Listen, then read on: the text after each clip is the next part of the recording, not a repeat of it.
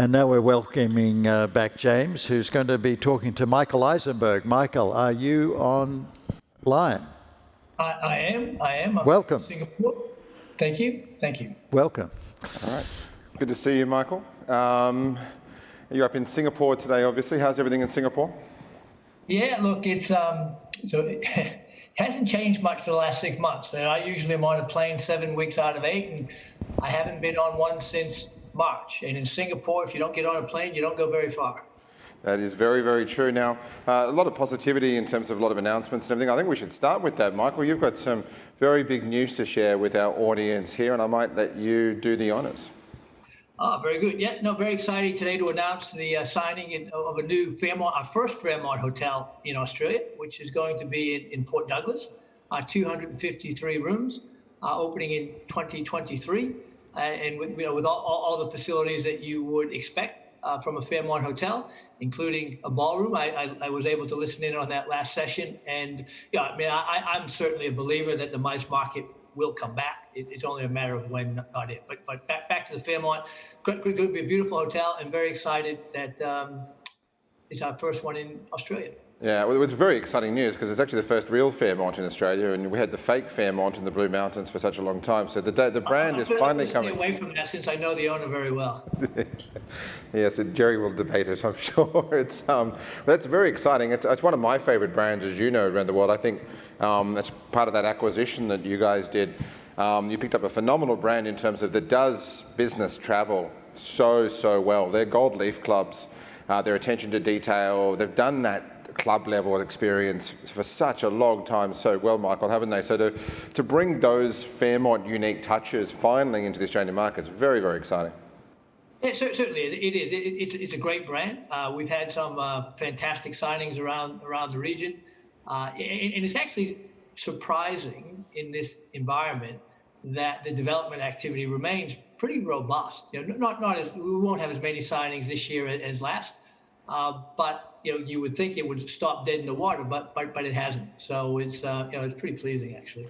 And you've got quite a lot happening from an Asia Pacific standpoint, Michael. From a brand standpoint, we've seen Mondrian make its debut in Seoul, obviously, as well. We've got Mövenpick coming to Australia. So a lot of great brands that have been added to the Accor collection in recent years, now getting some really great traction down here too.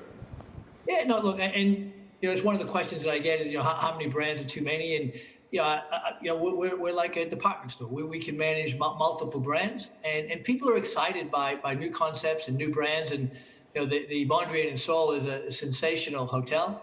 It's our first one in the region, first SPE hotel in the region. Of course, would have loved to have opened it at a different time. Opening in Seoul at the beginning of August after in between outbreaks, but a bit challenging. But it's funny, I often get to, why are you opening a hotel now? Well, as we all know, you plan them 2, 3, 5 years in advance, and you build them for 30, 40, 50, sometimes 100 years. And sometimes you get your timing exactly right, and other times not so right. No, and it's interesting when you look at we talk about Mondrian. I know that in the announcement, Michael, we're at the very top of it, we're saying the countries next on the agenda for Mondrian, and Australia was very, very next on that list. So how is that all coming along in terms of bringing the brand down here? Yeah. No, in fact, I can't say where or yet, but we have signed one. It's in a great location.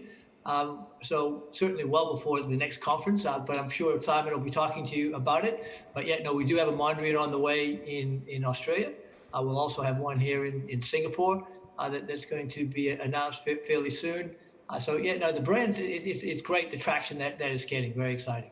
And also, the brand's done very well internationally for a long time. I mean, it was obviously a staple as part of the SPE collection as well, and it's done well in terms of from a global standpoint, hasn't it? From Morgan's, and and look what London was before it actually rebranded. But when Mondrian Sea Containers opened in London, that was a stunning hotel.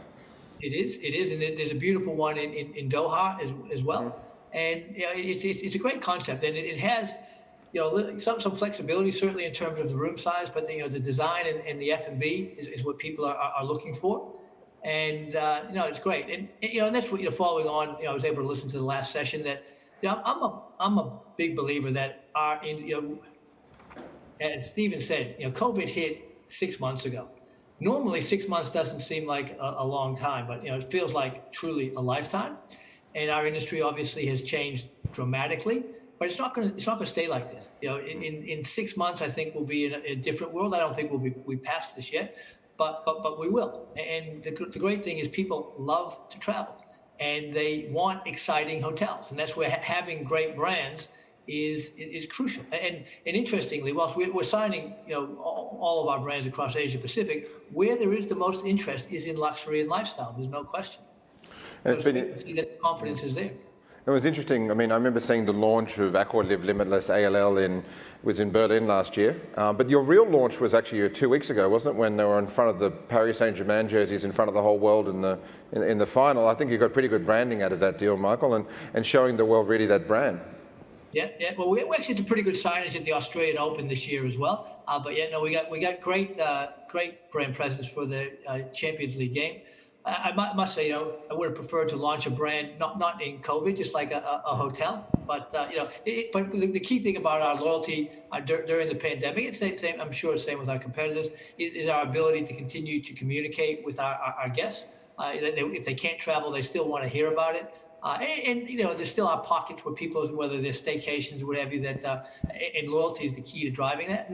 And I actually think, certainly in the short, it's always going to be very important, but in the shorter term, it's going to be even more important because our markets are all very, very segmented. But now we're going to have a new segment, which is going to go across all segments, which is those that are fearless and those that still have fear. And then the spectrum's in between. Like, I have a couple of 20-year-old children, or young adults, I should say, and they're not worried, right? As soon as they can get on a plane and go somewhere, they will, right? But other people that are in a higher risk, they're going to be more cautious, and you need to market to them differently. People that aren't worried, they don't want to hear about our All Safe program and safety and security, but other markets do, right? And it'll be a blend, and whether it's for a luxury hotel or even an economy or mid-scale, those markets will vary differently. And that's something that we'll have to get used to, certainly for the next, I would suggest, at least 24 months, if not a bit longer. No, absolutely. We had a good chat with Craig before from Marriott, and we're talking about the bubbles starting up throughout Asia. Obviously, that's probably exciting for you as well, isn't it? Really, now we're hearing about these bubbles starting to form and getting travel going again. Yeah, look, for the moment, the bubbles are overrated. Right, like we have a very big business in China. We have over 400 hotels, another couple hundred under development. I usually go every month. For me to go right now, I have to apply to the Singapore government. I have to apply to the Chinese government. I have to do a COVID test before I leave. I have to do a COVID test when I arrive and be in quarantine until I get a negative. And it doesn't say what happens if you get a positive. You have to stay in the same city for 14 days. And then when you come back, you got to do another test, right? So you got the bubbles are still, I call them, they're not green lanes, they're green threads. But it's important that they've started, right? And like here in Singapore, they've announced that we're going to be able to do a MICE conference for 250 people. They just announced that yesterday. Mm-hmm. And then similar to what you're doing, of course, then you'll be able to do virtual to a broader audience. But still, to be able to have 250 people in a room here with all sorts of protocol around it, we're still working our way through because that only came out yesterday, is great news. And what is good about the Singapore government is they're pushing. They announced, travel with New Zealand and Brunei right now. You still at the moment have to quarantine when you go back to New Zealand, but they're working on it, right? And again, I'm sure you've spoken ad nauseum about opening the borders in Australia, but Australia is not going to be part of a bubble if they can't open their internal borders, right? So it is very challenging, but most governments are just so keen to open travel, which is great. It's going to take a bit more time, but it'll happen. Now, also recently, Michael, you became the first hotel chain to announce a fund for your employees. Can you tell us a bit about this? Yeah, we suspended our dividend back in May, as did most companies. But we allocated 70 million euros, so 100 million Australian dollars, to what we call the Hardest Fund for those of our colleagues that are in real need.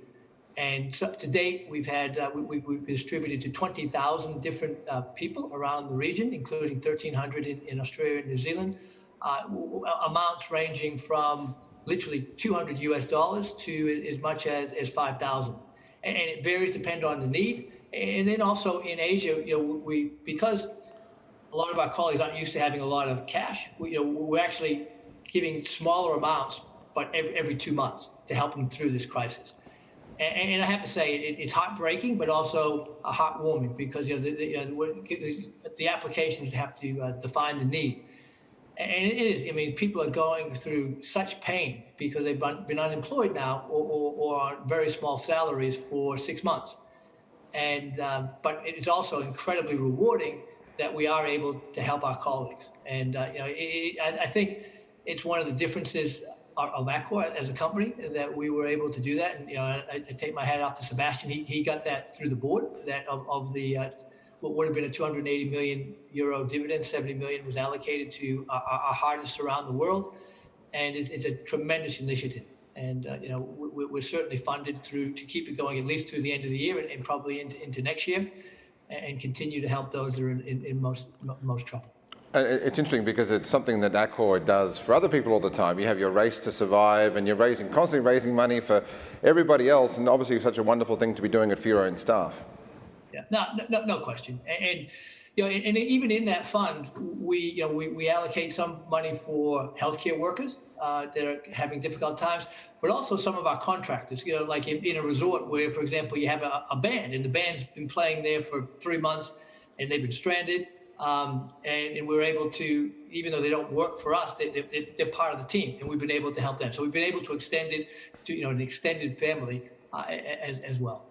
Now, in terms of what's happening going forward, Michael, what kind of messages would you be giving governments at the moment in terms of, as we said, about getting travel going, but also, even here with borders and whatnot locally, what are your messages for governments at present?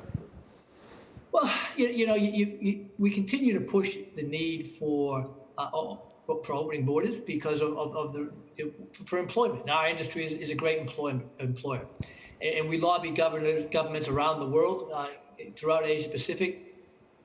But you also have to be careful, right? In that, one, you don't want to stop. That's the worst possible thing that can happen, right? So you need consistency, because if people are going to travel, they have to be confident, right? So if they think borders are going to snap shut, you're not going to get a lot of travel.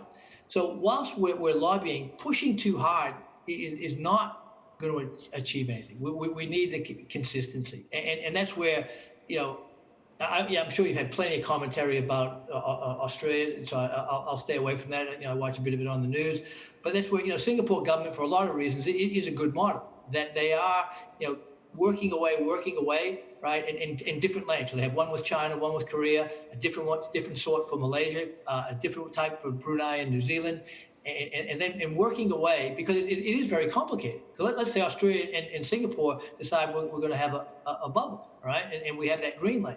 But then Singapore opens up to India, which is obviously in a lot of strife at the moment, and then Australia, no, we got to shut that border to Singapore because you're letting India into Singapore. So it's very, very complex, and it's certainly something you always want to be positive and hope, and it's important. But the reality for our business, until there's either a vaccine or effective medicine to minimize the impact, it's going to be dribs and drabs, and that's where So I also want to be realistic, because also to your teams, it's very important. I heard the word transparency in the last session, and that's one of the values that I value highest, because sometimes it is difficult to be transparent when you have information that you can't share. But you want to be as transparent as you can, and particularly for the team, because those people that are in trouble, that that desperate to come back to work or have their pay reinstated, you also don't want to give them false hope. You want to give them real hope, and that's where governments, in Australia, government has been outstanding with the support that they've provided through JobKeeper. Singapore government's been outstanding. I can tell you some of the other countries in Asia, not so much, right? And people earn less. So I've actually been more concerned about the support for the people that work for us at the moment than lobbying too hard in terms of opening borders, because that's going to depend on science and medicine. Yeah, and Michael, just before we let you go, we've heard some great stories today about leadership during these times. Whether it's about Keith Barr or Chris Nazetta and Arnie Sorensen. Tell us a couple of things great things that Sebastian's done that have really stood out. We've heard about the fund, but what a couple of ways that he has helped as a global leader lead you guys through this storm?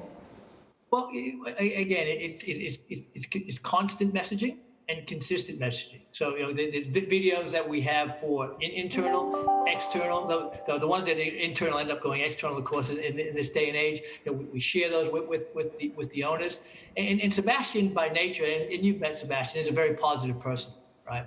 And it is so important in what are really once in 100-year times to be as positive as you can, but also realistic. And Sebastian, as a positive person, it's always great to talk to him. It's great that he shares his personalities with the team. And if you know Sebastian, he has a big personality, and that comes through in all his communication, and that's important. And staying as connected as you can to as much of the team as you possibly can.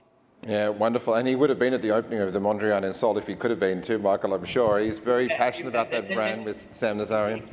Exactly. Yeah, no question about it. But we'll still have an opening party. I'm looking forward to it. Awesome. Well, thank you so much for joining, and we'll see you in person, hopefully at the next AHICE when it comes up. But thank you again. I certainly hope so. All right, James, nice to talk to you. Take care. Bye-bye. Thanks, Michael.